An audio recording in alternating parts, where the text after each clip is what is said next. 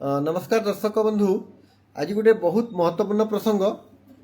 आपण मैंने जानी जो ऑस्टियोपोरोसिस नाटा शुणी ऑस्टियोपोरोसिस आपण मैंने बोधे हुए सहित या सहित एक्वेंटेड टर्म सहित हुए तो आप यार अर्थ जानी न पारती किंतु आपण मैंने देखिथे बुढ़ा बयस है बहुत महिला माने विशेषकर तांकर हाड़ भांगी जाए इवन मिनिमल माने प्रेसर मिनिमल फोर्स तांकर बोनटा फ्रैक्चर होवार संभावना रही थाए।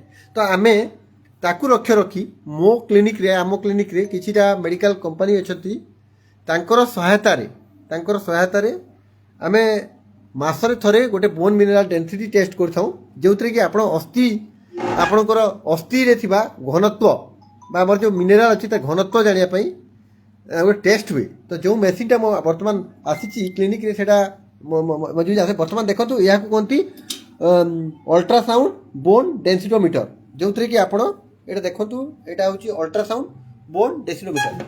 यही मेसीन रे वर्तमान आम देखिपर आपंकर बोन केते स्ट्रंग ये बोलसेन आम बोन रे हाड़ में कैल्शियम केते रोची।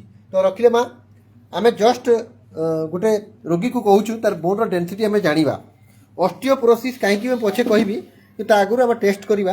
ये देखु यही रोगीटा आसछंती वर्तमान यही मेसीन रे आप लाइट टी हाँ ये मेसीन देखु कौन बोन देखु ये आम देखा ये आम लगेदेला ता पाद को लगेदेला पादरे वर्तमान देखा वर्तमान तार केते बोन रे कैल्शियम केते रोची बा अस्थि रे तार केते रोची देखा वर्तमान देखो यहाँ वर्तमान या कहती बोन अल्ट्रासाउंड बोन डेंसिटोमीटर है ये आम माने बोन रो देखो बाहर वर्तमान केते अच्छी देखा यार बाहर -1.91 है -1.91 बाहर आप देखिपे -2.8 -1.91 आप देखुए ये -1.8 आपन को कहवा रखा चाहूँगी आम केते ऑस्टियोपोरोसिस हो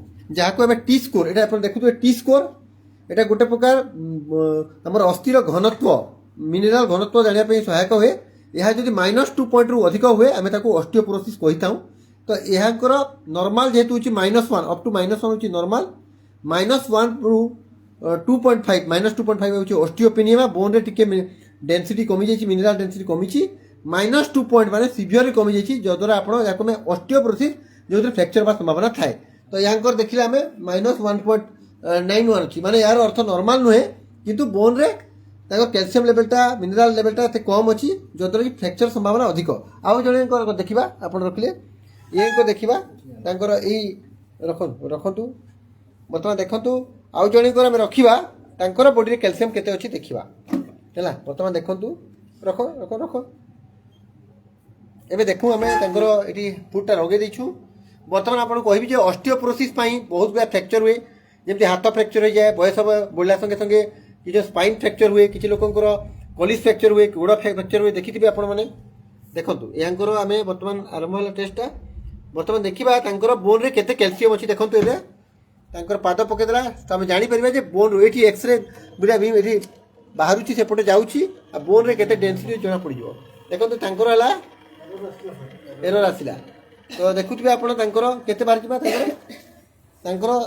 देखो देखो गोटे बोन आम जापर आम बोन रे केते कैल्शियम अच्छी। तो मुझे आपको ऑस्टियोपोरोसिस कहवाक चाहिए यह गोटे हाड़ जनित रोग विशेषकर जो मैंने महिला मैंने था जो मैंने मेन्स्ट्रुअल टाइमटा बंद हो जाए मेन्स्ट्रुअल पोस्ट मेनोपॉजल वोमेन मानू विशेषकर ये ऑस्टियोपोरोसिस होता है कि जो मैंने क्रोनिकली स्टीरॉयड खाऊँ किसी कैंसर केमोथेरापी खाती जहाँ थायराइड प्रोब्लेम थाए जो मैंने लाइफस्टाइल टी सेडेंटरी थाए जो चलाबला बेसी करती नहीं जो मैंने बहुत पतला था फैमिली हिस्ट्री जब आप फ्रैक्चर अच्छी से क्षेत्र में ऑस्टियोपोरोसिस बेसी थाए।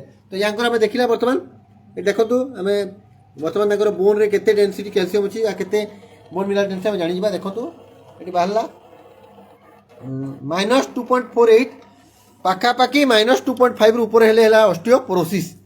तो पाखापाखि जहाँ तो -2.5 आगु 6 बाहर तो यहाँ ऑस्टियोपोरोसिस अच्छी यार अर्थ यहाँ संभावना अधिक बसंतु यार अर्थ यहाँ अधिक संभावना अच्छी फ्रैक्चर। तो मुझे आपको रखा चाहिए जो महिला मानकर मेन्स्ट्रुअल बा मेन्सटा बंद हो जाए ସେମାନଙ୍କ କ୍ଷେତ୍ରରେ ଯେହେତୁ ଅଷ୍ଟ୍ରୋଜେନ୍ ଡେଫିସିଏନ୍ସି ହୁଏ ଗୋଟେ ହର୍ମୋନ୍ଟା, ତ ସେଇ ହର୍ମୋନ୍ଟା ଆମର ବୋନ୍ ରିମୋଡେଲିଂ ହେଲ୍ପ କରିଥାଏ। ଯେହେତୁ ତାର ମାତ୍ରା କମିଯାଏ ସେମାନେ ଫ୍ରାକ୍ଚର ହେବାର ସମ୍ଭାବନା ଅଧିକ। ଯେଉଁମାନେ କିଛି ସ୍କିନ୍ ଡିଜିଜ୍ ପାଇଁ ବା କିଛି କନେକ୍ଟିଭ୍ ଟିସ୍ୟୁ ଡିସଅର୍ଡର ପାଇଁ ବା କିଛି କ୍ୟାନ୍ସର ପାଇଁ ଔଷଧ ଖାଇଥାନ୍ତି, ଯେମିତିକି ଷ୍ଟିରଏଡ୍ ହେଲା କିମ୍ବା ଆନାଷ୍ଟ୍ରାଜୋଲ୍, କିଛି ପ୍ରୋଷ୍ଟେଟ୍ କାର୍ସିନୋମା ପାଇଁ କିଛି କେମୋଥେରାପି ନେଉଛନ୍ତି, ସେଇମାନଙ୍କ କ୍ଷେତ୍ରରେ ମଧ୍ୟ ଆମର ବୋନ୍ ମିନେରାଲ ଡେନ୍ସିଟି କମିଯାଏ। ଆମର ବୋନ୍ ଯେତେ ଫର୍ମେସନ୍ ହୁଏ ସେତେ ରିଜର୍ପସନ୍ ହୁଏ, ମାନେ ବୋନ୍ରୁ କ୍ୟାଲସିୟମ୍ ଲସ୍ ହୁଏ ଆଉ ସେତେ ମାତ୍ରାରେ କ୍ୟାଲସିୟମ୍ ଡିପୋଜିଟ୍ ମଧ୍ୟ, ମାନେ ମିନେରାଲ ସେତେ ଡିପୋଜିଟ୍ ମଧ୍ୟ ହୁଏ, କ୍ୟାଲସିୟମ୍ ହାଇଡ୍ରୋକ୍ସି ଏପାଟାଇଟ୍। ତ ଯେତେ ଲସ୍ ହୁଏ ସେତିକି ତିଆରି ହୁଏ। ତ ଟର୍ନ ଓଭର କୁହନ୍ତୁ, ସେ ଟର୍ନ ଓଭରଟା ନର୍ମାଲ ପର୍ଯ୍ୟନ୍ତ ହେବା ପର୍ଯ୍ୟନ୍ତ ଆମକୁ କିଛି ହୁଏ ନାହିଁ। କିନ୍ତୁ ଯେତେବେଳେ ବୋନ୍ରେ କ୍ୟାଲସିୟମ୍ ହାଇଡ୍ରୋକ୍ସି ଏପାଟାଇଟ୍ର ଡିପୋଜିସନ୍ଟା କମିଯିବ କିନ୍ତୁ ରିଜର୍ପସନ୍ ବଢ଼ିଯିବ, ମାନେ ଲସ୍ଟା ବଢ଼ିଯିବ, ସେତେବେଳେ ଆମେ ତାକୁ ଅଷ୍ଟିଓପୋରୋସିସ୍ କହିଥାଉ। ଯେଉଁଥିରେ କି ଆପଣ ବୋନ୍ଟା ଦୁର୍ବଳ ହେଇଯାଏ, ବୋନ୍ ଫ୍ରାଏବୁଲ୍ ହେଇଯାଏ ଏବଂ ଅତି କମ୍ ଫୋର୍ସରେ ମଧ୍ୟ ଫ୍ରାକ୍ଚର ହେଇଯାଏ। ଇଭିନ୍ ଝୁଣ୍ଟେଇକି ପଡ଼ିଲେ, ଝୁଣ୍ଟି ପଡ଼ିଲେ ମଧ୍ୟ ଫ୍ରାକ୍ଚର ହେଇଯାଏ। ଏବେ ଦେଖିଥିବେ ଆପଣ ମହିଳାମାନଙ୍କ କ୍ଷେତ୍ରରେ ଯେମିତି ଓଲ୍ଡ ଏଜ୍ ହୁଏ ସେମାନେ ଏବେ ଝୁଣ୍ଟେଇ ପଡ଼ିଲେ ମଧ୍ୟ ଫ୍ରାକ୍ଚର ହେଇଥାଏ। ତ ଅଷ୍ଟିଓପୋରୋସିସ୍ ହେଉଛି ଗୋଟେ ଏମିତି ବେମାରୀ ଯାହାର ଟ୍ରିଟମେଣ୍ଟ ଅଛି। ଆମର ଲାଇଫଷ୍ଟାଇଲ୍, ଆମେ ଯଦି ଅଷ୍ଟିଓପେନିଆ ଏଇ ଯେଉଁ ଦେଖୁଛନ୍ତି -1.9 ଅଛି ଆପଣ ଦେଖିପାରୁଥିବେ, ତାଙ୍କର ଟି ସ୍କୋର, ଆମର ଟି ସ୍କୋର ଏଇ ଯେଉଁ ଆମେ ମେସିନ୍ରେ ଯେଉଁ ଆମେ କାଲକୁଲେସନ୍ କଲୁ, এই ଟି ସ୍କୋର ହିସାବରେ ଆମର ଅନ୍ୟ ସ୍କାନ୍ ବି ଅଛି, ଡେକ୍ସା ସ୍କାନ୍ ଅଛି ହେଲା। ତ ଏଇ ସ୍କାନ୍ରେ ଯଦି 1.91 ରହୁଛି ମାନେ ମୋତେ ନର୍ମାଲ ନୁହେଁ, ଅପ୍ ଟୁ -1 ନର୍ମାଲ, -1ରୁ 2.5 ହେଲା ଏବନର୍ମାଲ, ଯେଉଁଠିକି ଅଷ୍ଟିଓପେନିଆ ହେବ। 2.5ରୁ ବେଶୀ ହେଲେ ସେଟାକୁ ଆମେ ଅଷ୍ଟିଓପୋରୋସିସ୍ କହିଥାଉ। ତ ତାହା ନ ହେବା କ'ଣ କରିବେ? ପ୍ରଥମ ତ ହେଲା ଆପଣଙ୍କ ଲାଇଫଷ୍ଟାଇଲ୍ ମଡ଼ିଫାଏ କରିବା କଥା। ତା ସମୟରେ କ୍ୟାଲସିୟମ୍, ହାଇ କ୍ୟାଲସିୟମ୍ ଡାଏଟ୍, ମାନେ ଯେଉଁଥିରେ କ୍ୟାଲସିୟମ୍ ଅଧିକ ଥାଏ, ଭିଟାମିନ୍ ଡି ଅଧିକ ଥାଏ, ସେଇ ଜାତୀୟ ଖାଦ୍ୟ ଖାଇବା କଥା। ଯେମିତି ହେଲା ଦହି, ଘିଅ ଜାତୀୟ ଖାଦ୍ୟ କିମ୍ବା ଆମର ଯେଉଁ କଡ଼, ଆମର କ୍ଷୀର ଜାତୀୟ ପାନୀୟ, ପନିର, ତାପରେ କିଛି ମାଂସରେ ଅଛି ଯେମିତି କଲିଜା ମାଂସରେ ଅଛି, ଫିସ୍ରେ ଅଛି। ତା ଛଡ଼ା କିଛିଟା ଯେମିତି ମାନେ ଖାଦ୍ୟ ଅଛି ଯେମିତିକି ଆପଣଙ୍କର କାଉଲିଫ୍ଲାୱାର ବା ଆମର ଯେଉଁ ଶାଗ ସବଜିରେ ଅଛି, ବିଶେଷ କରି ଯେଉଁଟା ଆମେ ଯାହାକୁ ଆମେ କୋବି ଜାତୀୟ ଖାଦ୍ୟ କହୁ, କୋବି, ବନ୍ଧାକୋବି, ଫୁଲକୋବି ଏଥିରେ ଥାଏ ଅଧିକ, ତା ଶାଗରେ ଅଧିକ ଥାଏ। ତା ସଙ୍ଗେ ସଙ୍ଗେ ଅଧିକ କ୍ୟାଲସିୟମ୍ ଥିବା ସପ୍ଲିମେଣ୍ଟେସନ୍ ନେବା, ଫୋର୍ଟିଫାଏଡ୍ ଫ୍ରୁଟ୍ସ ଅଛି ସେଇଟା ଖାଇବା। ତ ଏସବୁ ଯଦି ଖାଦ୍ୟ ଖାଇବା, ରେଗୁଲାର ଏକ୍ସରସାଇଜ୍ କରିବା ଏବଂ ନିଜର ମସଲ୍ ମାସ୍କୁ ଷ୍ଟ୍ରେନ୍ଥ କରିବା, ତାହେଲେ କ'ଣ ହେବ, ଆମର ଅଷ୍ଟିଓପୋରୋସିସ୍ ହେବାର ସମ୍ଭାବନା କମ୍ ଥାଏ। ତ ଯେଉଁମାନଙ୍କର କ୍ଷେତ୍ରରେ ଅଷ୍ଟିଓପୋରୋସିସ୍ ଅଛି, ଠିକ୍ ସମୟରେ ସେମାନେ ଯଦି ଲାଇଫଷ୍ଟାଇଲ୍ ମୋଡ଼ିଫାଏ କରି, ସେଡେଣ୍ଟାରୀ ଲାଇଫ୍, ଆମେ ବସିକି ରହିବାଟା, ବହୁ ସମୟ ଧରିକି ବସିକି ରହିବା ଦ୍ୱାରା ମଧ୍ୟ ଅଷ୍ଟିଓପୋରୋସିସ୍ ହୁଏ, ମାନେ ଆମେ ଯଦି କିଛି କାମଧନ୍ଦା ନ କରିବା। ତେଣୁ ଅଷ୍ଟିଓପୋରୋସିସ୍ ନ ହେବା ପାଇଁ ଆପଣଙ୍କୁ ନିୟମିତ ଭାବେ ସୁସ୍ଥ ଖାଦ୍ୟ, ବ୍ୟାଲେନ୍ସ ଡାଏଟ୍ ନେବା ସଙ୍ଗେ ସଙ୍ଗେ କ୍ଷୀର ଜାତୀୟ ଖାଦ୍ୟ, ତା ସଙ୍ଗେ ସଙ୍ଗେ ଡାଲି ଜାତୀୟ ଖାଦ୍ୟ ଯେମିତିକି ହେଲା ଲେଗ୍ୟୁମ୍ସ, ଚଣା ଡାଲି ହେଲା, ମୁଗ ଡାଲି ହେଲା କିମ୍ବା ଦହି ହେଲା, ଏସବୁ ଖାଇବା କଥା। କେଟୁ, ଯେଉଁ ଦହିରେ କେଟୁ ଅଧିକ ଥାଏ, କେଟୁ ସେଇଟା ମଧ୍ୟ ଭିଟାମିନ୍ ସି ଜାତୀୟ ଖାଦ୍ୟ, ଯେଉଁଠି ଭିଟାମିନ୍ ସି ଅଧିକ ଥାଏ ସେଇଟା ମଧ୍ୟ ଖାଇବା କଥା। ଯେମିତି ହେଲା ଲେମ୍ବୁ ହେଲା, କଡ଼, ଏସବୁ ଖାଇବା କଥା। ତା ସଙ୍ଗେ ସଙ୍ଗେ ରେଗୁଲାର ଏକ୍ସରସାଇଜ୍ କରିବା କଥା। ଏସବୁ ଯଦି କଲେ ଆପଣ ଅଷ୍ଟିଓପୋରୋସିସ୍ ପ୍ରିଭେଣ୍ଟ କରିପାରିବେ। ଯଦି ଅଷ୍ଟିଓପୋରୋସିସ୍ ହେଇଛି ତାହେଲେ ଆପଣଙ୍କୁ ଭିଟାମିନ୍ D3 ସପ୍ଲିମେଣ୍ଟେସନ୍ଠୁ ଆରମ୍ଭ କରି କ୍ୟାଲସିୟମ୍, ଜିଙ୍କ୍, ମ୍ୟାଗ୍ନେସିୟମ୍ ଏବଂ ଅନ୍ୟାନ୍ୟ କିଛିଟା ଔଷଧ ଅଛି, ବିସ୍ଫୋସନେଟ୍ କିମ୍ବା ଆଉ ବହୁତ ପ୍ରକାର ପାରାଥର୍ମୋନ୍ ରିଲେଟେଡ୍ ପେପ୍ଟାଇଡ୍ସ ଗୁଡ଼ାକ ଅଛି। ତାପରେ ନୂଆ ବାୟୋଲୋଜିକାଲ ମୋଲିକୁଲ ବାହାରିଛି, ଡୋନେସୁମା ଭଲା କିମ୍ବା ଟେରିପେପ୍ଟାଇଡ୍ ହେଲା, ବହୁତ ଗୁଡ଼ାଏ ଔଷଧ ବାହାରିଛି, ମାନେ ଯେଉଁଟାକି ଆପଣଙ୍କ ବୋନ୍ ମରୋକୁ ବା ଆପଣ ଅସ୍ଥିକୁ ଷ୍ଟ୍ରଙ୍ଗ କରିବ ଏବଂ ଆପଣଙ୍କୁ ଫ୍ରାକ୍ଚର ଯେଉଁମାନଙ୍କର ସମ୍ଭାବନା ଅଧିକ ତାକୁ ପ୍ରିଭେଣ୍ଟ କରିପାରିବ। ତେଣୁ ମୁଁ ଆପଣଙ୍କୁ ଏତିକି କହିବି ଯେ ଏଇ ମେସିନ୍ଟା ଯେହେତୁ ଆମ କ୍ଲିନିକ୍ରେ ମଧ୍ୟ ହେଉଛି, ଏଇଟା ବାହାରେ ଆପଣଙ୍କୁ 500ରୁ 600 ଟଙ୍କା ପଡ଼ିଥାନ୍ତା, କିନ୍ତୁ ଫ୍ରି ଅଫ୍ କଷ୍ଟରେ ଆମେ କରୁଛୁ କମ୍ପାନୀ ମାଧ୍ୟମରେ। ତ ଡେଫିନେଟଲି ମୁଁ କହିବି ଯେ ଏହାର ସୁବିଧା ଆପଣମାନେ ନେଇପାରିବେ। ଆଉ ଆପଣମାନେ ସୁସ୍ଥ ରହିବାଟା ଆମ ପାଇଁ ନିହାତି ଆବଶ୍ୟକ। ଗୋଟେ ଚିକିତ୍ସକ ହିସାବରେ କହିବି, prevention is always better then cure. ଯଦି ଆପଣ ଆପଣଙ୍କ ସ୍ୱାସ୍ଥ୍ୟକୁ ଜଗି ରହିବେ, ଆପଣ ଅଷ୍ଟିଓପୋରୋସିସ୍ ଅବସ୍ଥା ପର୍ଯ୍ୟନ୍ତ ପହଞ୍ଚି ନାହିଁ, ଆପଣଙ୍କର ବୋନ୍ ମିନେରାଲ ଡେନ୍ସିଟି ଟେଷ୍ଟ କରେଇ ନିଅନ୍ତୁ।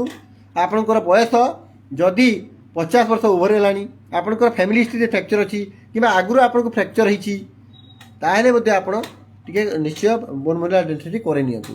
କାରଣ ଆପଣ ୱାନ୍ସ ଫ୍ରାକ୍ଚର ହେଇଗଲା, ଆପଣ ଜାଣିଛନ୍ତି ବୁଢ଼ା ବୟସରେ ଯଦି ମୋ ମାଆଙ୍କର ମୃତ୍ୟୁ ମଧ୍ୟ ତାଙ୍କର ଅଷ୍ଟିଓପୋରୋସିସ୍ ପାଇଁ ଇନଡାଇରେକ୍ଟଲି ହେଇଥିଲା। ତାଙ୍କର ଗୋଡ଼ ଫ୍ରାକ୍ଚର ହେଲା, ହିପ୍, ଆପଣମାନେ ଜାଣିଛନ୍ତି ନେକ୍ ଅଫ୍ ଫିମର ଫ୍ରାକ୍ଚର ଓଲ୍ଡ ଏଜ୍ରେ ବହୁତ ଡେଞ୍ଜରସ୍। ତାଙ୍କର 80 ଉପରେ ଥିଲା ଏଜ୍ରେ, ଫ୍ରାକ୍ଚର ଅପରେସନ୍ ବି ହେଲେ, ଅପରେସନ୍ ଠିକ୍ ହେଲା, ପୂର୍ଣ୍ଣ ଭାବରେ ସୁସ୍ଥ ଆରୋଗ୍ୟ କରୁଥିଲେ। କିନ୍ତୁ ପୋଷ୍ଟ ଅଫ୍ କମ୍ପ୍ଲିକେସନ୍ ତ କହିହେବନି, କିନ୍ତୁ ଇନଫେକ୍ସନ୍ ହେଇକି ନିମୋନିଆ ହେଇକିରି ତାଙ୍କର ଡେଥ୍ ହେଇଥିଲା।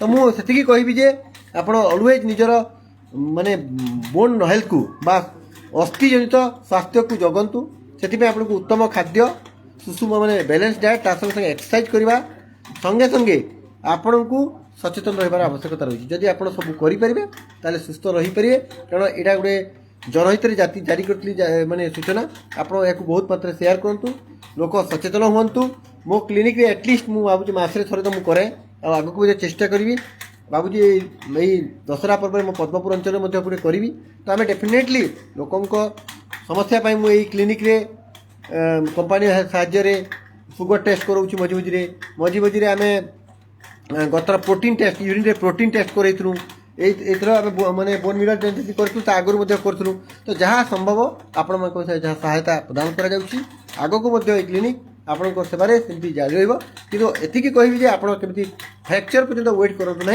आपणकर बोन मिनरल डेंसिटी आपण टेस्ट करे नियंतु जदि आपणकर बयस मेल मानक जदि फीमेल मानक जदि 50 रु ऊर्ध्व होईची आपण निश्चय करबा कथा जदि मेल मानक क्षेत्र में 60 ऊपर होउची एवं आगुरी आपणकर हिस्ट्री ऑफ फ्रैक्चर अच्छी ताले आपण करबा कथा किबा जो माने लो डोज स्टीरॉयड खाउछंती जो माने बेसी माने इवन 14 दिन मासे रु अधिका खाइछंती स्टीरॉयडटा से माने मध्य निजर बोन मिनरल डेंसिटी टेस्ट करदेवा आवश्यकता रही कि जो मानकर अन्य किसी औषध खाउछंती कैंसर केमोथेरापी नौछंती किबा आपणकर अन्य किसी असुविधा रही थायराइड समस्या हाइपरथायरॉइडिज्म अच्छी किबा कुशिंग सिंड्रोम अच्छी से माने मध्य निजर बोन मिनरल डेंसिटी टेस्ट करे नियंतु। धन्यवाद। जय हिंद जय भारत।